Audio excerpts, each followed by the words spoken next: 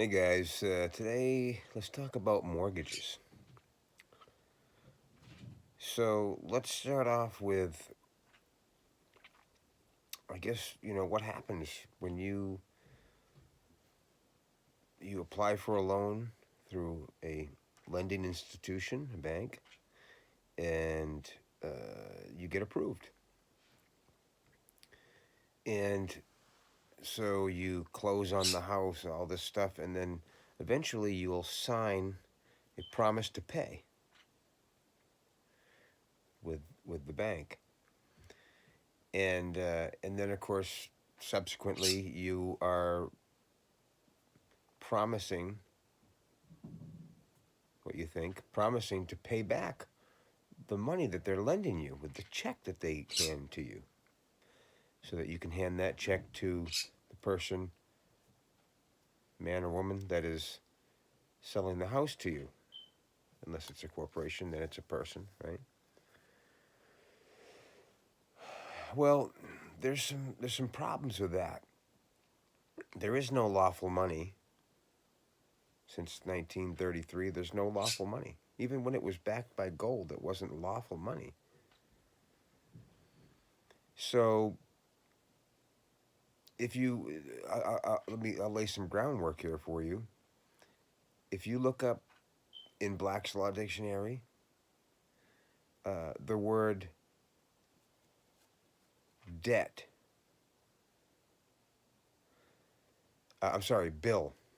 I apologize for that. Look up the definition bill in Black's Law Dictionary. You know what the definition is? A debt that cannot be repaid with Federal Reserve notes.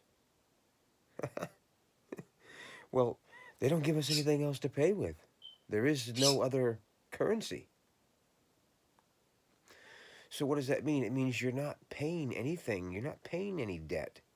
You're not paying anything off when you hand them a buck or your debit card of $10,000. You're paying nothing. You're discharging the debt. That's a compelled benefit of the federal United States. So what happens is the bank takes that promise to pay that you signed and they deposit it in their accounts as an asset, because it is an asset. It's the payment. Your signature is the payment.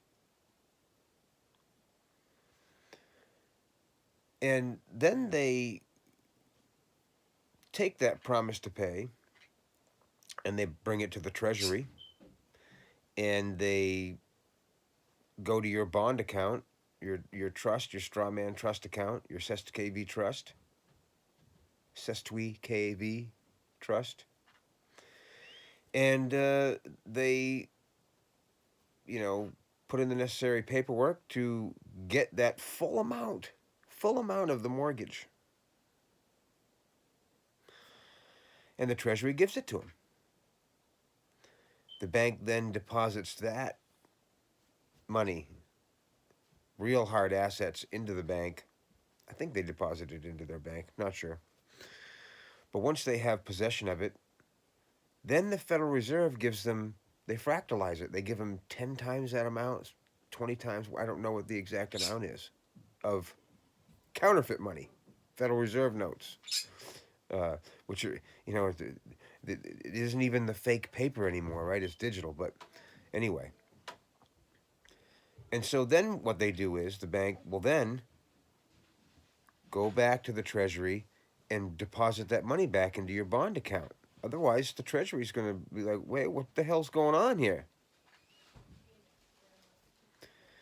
And they reverse the transaction, or I'm not sure what the process is, how they do it. So they put the money back in. However, they've got you locked into this contract where they're now using 10 times of whatever your mortgage was in Federal Reserve notes, which is what you're gonna pay your payments in anyway, right? It's just, it's the only money we have, and you're gonna pay the payments. You're gonna pay the loan back to the bank. And they already got 10 times the amount by going and, committing that fraud with the Treasury with your straw man trust account. So they get 10 times your mortgage, plus they get you to pay it back with interest. That's a fact. That's a fact.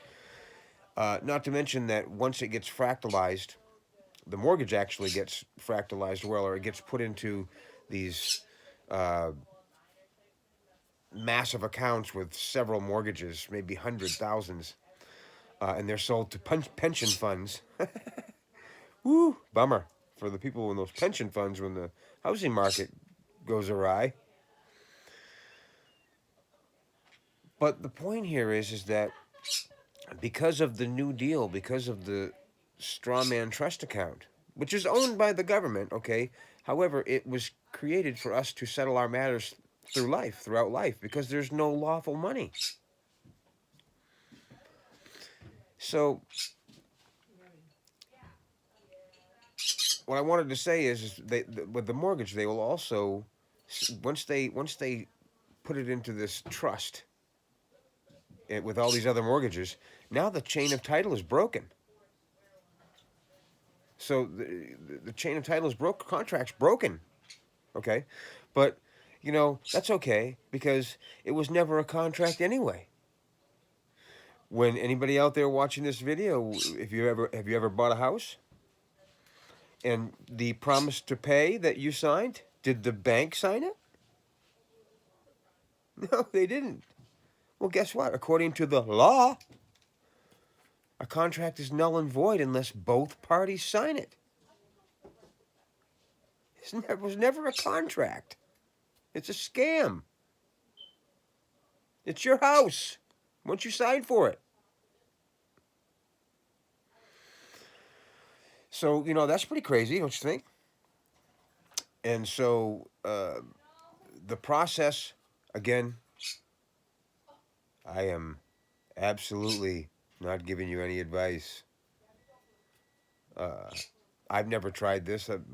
My significant other is the one that has the mortgage, and she won't listen to me yet. I don't blame her. It's scary to think I don't know what's more scary for people, that to realize that they've had the wool pulled over their eyes, and they're going to feel like such fools, or if they're scared that if they try something they might somehow get in trouble. And I get it, but I'll get to her. I'll convince her. But anyway, what I want to convince her to do is, next time she gets her mortgage statement, when she gets that piece of paper, that document, that court,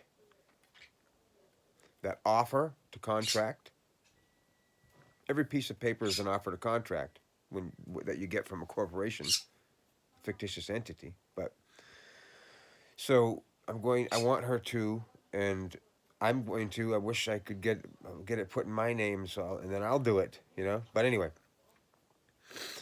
right across that bill, in blue or purple ink. Blue is law or legal, and purple is sovereignty. Sovereignty is truth. Sovereignty is king, queen, master. Sovereignty is everything. It's not me saying that. That's what it is. And so, right across the bill, big letters, approved, and mail it back. Well, of course, the bank's going to call you up, I'm sure, and say, what the heck is this? Approved? What are you talking about? Where's the money? And then my response would be, I'm happy to pay you all the money that you deserve, all of it, upon you sending me the bill. Don't send me any more statements.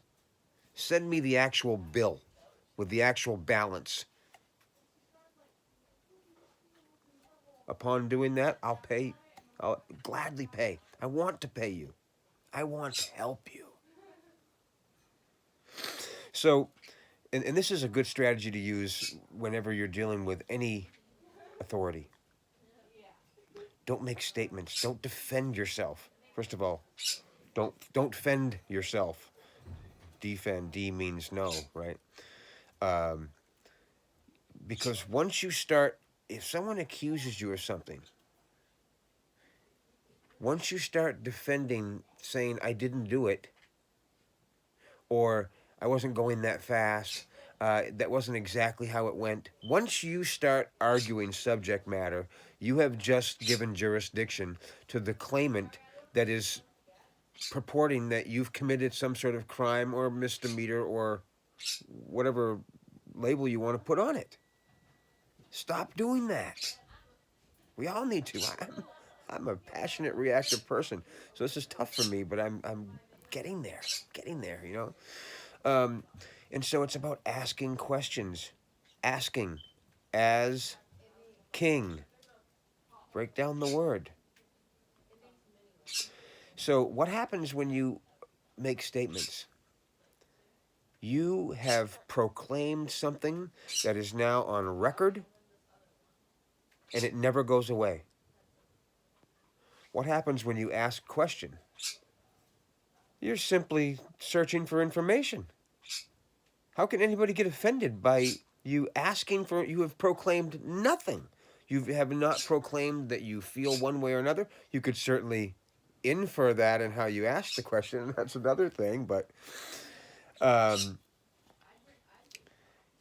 so that's the first thing. The second thing, and this is what wealthy people do. This is what extremely seasoned people do. You know, they don't get upset. They don't. They, you know, they either ask questions or they offer conditional acceptance. I'm never going to say no. I'm just going to say absolutely. Oh, oh, I don't. Whatever they're accused. Oh, I'm so sorry. I'm so sorry. I want to pay you everything that you deserve for this thing that I've done. I don't care if you've never met him before and you didn't do anything. Okay, this is the point I'm making to you. It's the position you take in your communication. And so, whatever they're accusing you of, you go, I'm so sorry. I can't believe that happened. I want to pay in any way, whether it's money or whatever, for anything that I've done, that you say that I've done, upon you providing the proof. Bring forth the damaged party. If it's a bill collector, I'll get into that in another video. Bring forth the verifiable claim. You know, or just bring forth the damaged party. If you've reserved your rights under UCC 1-308, then you have brought the court or the piece of paper or the law, all the same thing, to a common law jurisdiction. And common law is real simple. Did you hurt somebody or their property? No? Well, then leave me the fuck alone. If you don't leave me alone, I'm going to charge you daily. If you don't take this, you know, remove this. And that's the power that we have. We have power over courtrooms and judges and lawyers and police officers. That's not my opinion. This is the truth. If you know how to take the correct position. All right, I've gone quite a long time already, so I hope this is helping. I'm going to continue to make these either way because I want to help my brothers and sisters out there. This, you know, I don't know if QAnon is real or not, but even if QAnon is real, it's going to be the people singularly learning how to take the correct position. This isn't going to be some mass movement where the Red Sea and an Exodus, or, you know, it's not a together crowd thing. It's not what it is. I can't do this for you. No one can do it for me. To a very little extent. But anyway, rock on. I hope you learn, and please ask questions. Take care.